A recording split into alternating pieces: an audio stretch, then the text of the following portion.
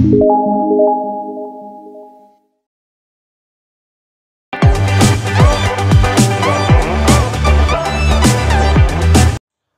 күн, студенттер. Біздің сабағымыздың тақырыбы комбинаториканың негізгі элементтері және оларды оқиғалардың ықтималдықтарын табуда қолданылуы. Сабағымыздың мақсаты комбинаторика негізгі элементтерінің түрлерін ажыратуды және оларға мысалдар келтіруді үйрену. Күтілетін нәтиже: комбинаториканың негізгі элементтерін біледі, терулерді, орналастыруларды және алмастыруларды есептейтін негізгі формулалармен танысады, терулерді, орналастыруларды және алмастыруларды есептейтін формулаларды қолданып есептер шығара алады. Бағалау критерийлері: алмастырулар, орналастырулар, терулер ұғымдарын ажырата білу. Комбинаториканың негізгі элементтерін есептер шығаруда маңыздылығын түсіну. Алмастырулар, орналастырулар және терулерді есептеу үшін формулаларды қолдану. Бағалау критерийлеріне байланысты бағалау шкалаларымен таныс болсақ, 0 мен 49%, яғни 0 мен 49 балл аралығында 2 қанағаттанарлықсыз. 50 мен 69 балл аралығында ол 3 қанағаттанарлық. 70 пен 89 ол жақсы, яғни орташа. Ал 90 мен 100 аралығында ол әрине өте жақсы, үздік деген бағамен бағаланады. Комбинаториканы қолдану салалары, яғни математикадан басқа қандай салаларды қолданады, сонымен таныс болсақ. Ол яғни оқу орындарда кестені құру барысында, қоғамдық тамақтану сферасында менюді құру барысында, лингвистикада, географияда, биологияда тағы да басқа көптеген салаларда комбинаторика элементтері, яғни комбинаторика қолданылады екен. Комбинаториканың негізгі бірінші элементі бұл алмастыру. Алмастыруға тоқтала кететін болсақ, анықтамасы негізі классикалық. Бір-бірінен элементтерінің құрамымен және олардың орналасу ретімен ерекшеленетін, n-нен k бойынша алынған қосылыстарды, яғни комбинацияларды орналастыру деп атайды. Оның формуласы өзімізді көріп тұрғандай, a n-нен k тең болады n-нің факториалы бөлінген n азайтылған k-нің факториалы болады. Енді осы орналастыруға байланысты бірінші мысалға тоқтала кетсек. A, B, C элементтерінен екі элементтен тұратын неше топ құрастыруға болады. Элементтер қайталанбайды. Шешуі: a n-нен k тең болады n-нің факториалы бөлінген n азайтылған k-нің факториалы. Формула бұл, иә? Енді n-нің орнында бізде 3 тұр, ал k-нің орнында бізде 2 тұр. a 3-тен 2 тең болады 3-тің факториалы бөлінген 3 азайтылған 2-нің факториалы. Факториал дегеніміз білеміз өзіне дейінгі сандардың көбейтіндісіне тең. Сонда 1, 2, 3-тің көбейтіндісі тең болады 6-ға тең. Яғни 6 түрлі тәсілмен топ құрауға болады екен. Енді студенттер мына екінші мысалға назар аударайық. 4 оқушыны 7 орындыққа неше түрлі тәсілмен отырғызып шығуға болады. Енді бұны басында мен айтып кеттім формасын орналастырудың, сол орналастырудың формасына саламыз. Яғни a 7-тен 4. Яғни 7 дегеніміз бұл барлық орындар саны, ал 4 соның ішіндегі комбинацияға қатысатын орындар саны. Аламын. Яғни 7-нің факториалы бөлінген 7 азайтылған 4-тің факториалы тең болады 7-нің факториалы бөлінген 3-тің факториалы болады. Енді қараңыздар, факториал дегеніміз жалпы өзіне дейінгі сандардың көбейтіндісіне тең. Оны алдыңғы сабақтан біз білеміз. Енді қараңыздар, 3-тің факториалы көбейтілген 4 көбейтілген 5 көбейтілген 6 көбейтілген 7 бөлінген 3-тің факториалы тең болады. Енді факториал мен факториалды қысқартамыз бір-біріне. Сол кезде бізде қалады 4, 5, 6, 7-нің көбейтіндісі. Бұл біздегі 840-қа тең болады. Яғни 840 тәсілмен отырғызып шығуға болады екен. Ал студенттер мына ескере кететін жағдай бар. Егерде n тең болады k болса, орналастыру формуласы алмастыру формуласына айналады. Яғни оның формуласы pn тең болады n-нің факториалы. n мен k деп отырғанымыз, яғни барлық комбинацияға қатысатын жаңағы орындар саны мен бізге керекті комбинациялардың саны бір-біріне тең болған жағдайда алмастыру болып табылады екен. Алмастырудың классикалық анықтамасына келетін болсақ, бір-бірінен тек элементтерінің орналасу тәртібімен ғана ерекшеленетін n элементтерінің қосылыстарын, яғни комбинацияларын алмастырулар деп атайды. Бұл дегеніміз формуласы pn тең болады n-нің факториалы.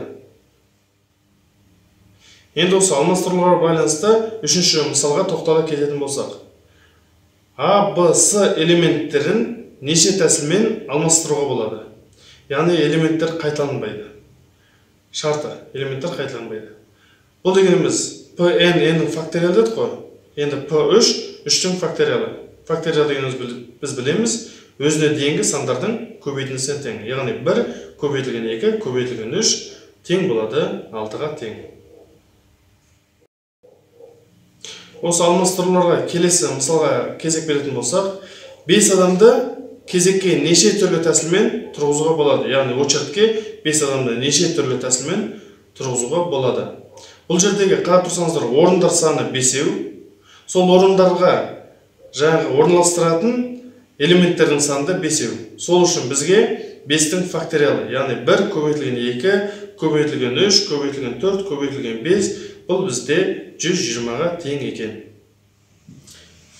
Жаңағы студенттер, келесі мына 5-ші мысалға назар аударатын болсақ, математика үйірмесіне қатысатын 7 оқушының ішінен олимпиадаға қатысатын 2 оқушыны неше тәсілмен таңдап алуға болады.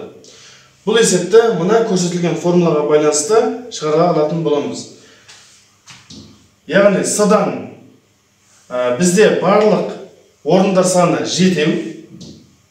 Соның ішінде комбинацияға қатысатын орындардың саны бізде 2, яғни 2 оқушыдан деп тұр, иә? Барлық оқушылардың саны 7. Енді бұл жерде мына формулаға қоятын болсам, 7-нің факториалы бөлінген 7 азайтылған 2-нің факториалы көбейтілген 2-нің факториалы. Бұл жердегі n дегеніміз 7, ал k дегеніміз бұл 2-ге тең болып тұр. Енді кеттік. Мына жерде 7-нің факториалы бөлінген. Мына 7-тен 2-ні азайтамын, 5 болады. 5-тің факториалы көбейтілген 2-нің факториалына тең.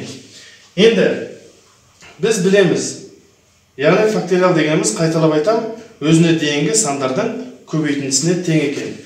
Енді мына жерде 5-тің факториалы көбейтілген 6, көбейтілген 7 бөлінген 5-тің факториалы көбейтілген 1, көбейтілген 2 тең болады. 5-тің факториалы бір-бірімен жойылады. Сонда бізде қалады 6 көбейтілген 7 бөлшектің алымында.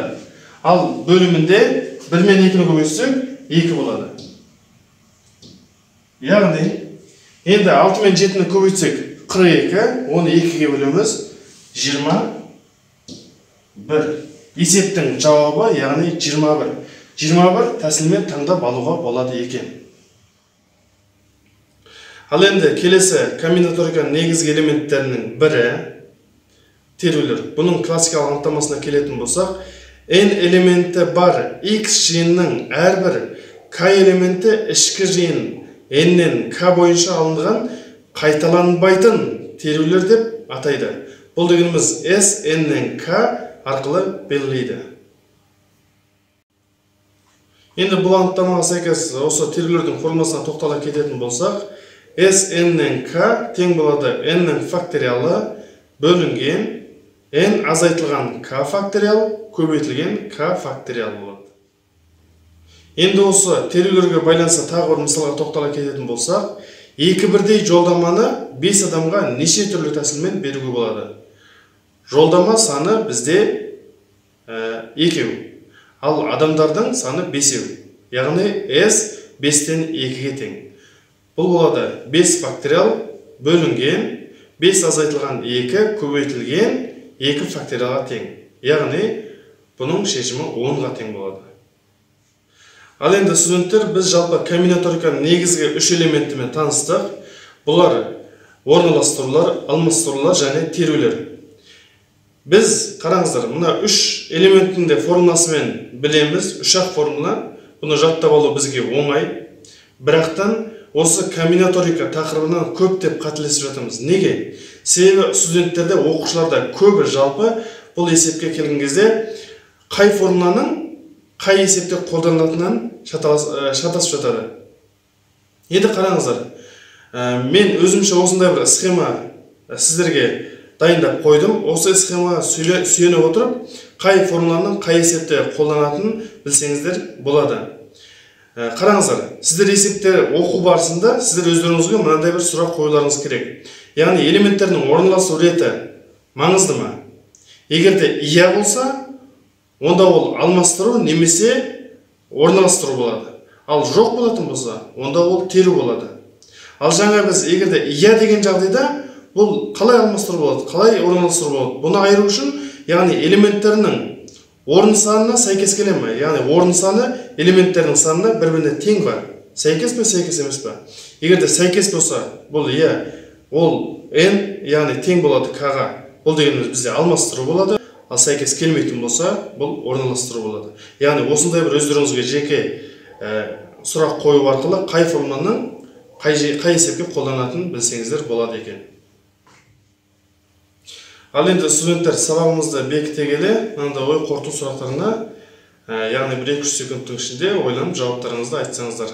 Яғни енді бірінші сұрақ.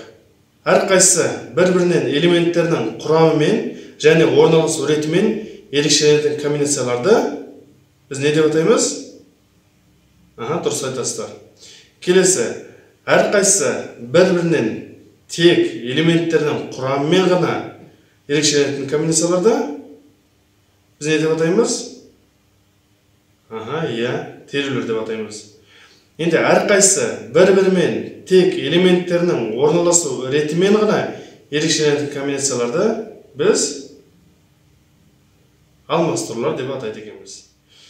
Енді студенттер, сабағымызда қорытындылай келе мына рефлексия сұрақтарына жауап бере кетсек, бұл сұрақтардың жауаптарын маған жаңағы Platon's платформасына жүктесеңіздер болады, немесе WhatsApp мессенджеріне маған жіберсеңіздер болады.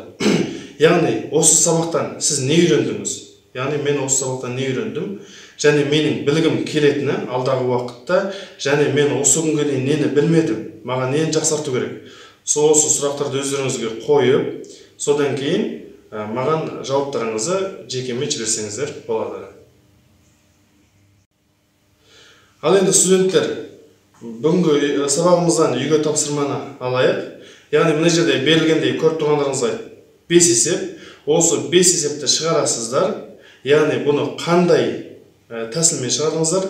Комбинаторика элементтерінің қайсысына жатқыздыңыздар? Осының формуласын анықтап жазып, шешіммен маған жіберулеріңіз керек. Бұны яғни сіздер WhatsApp мессенджер арқылы немесе Platon's платформасына жүктесеңіздер болады. Ал студенттер, бүгінгі сабағымыз аяқталды. Сау болыңыздар.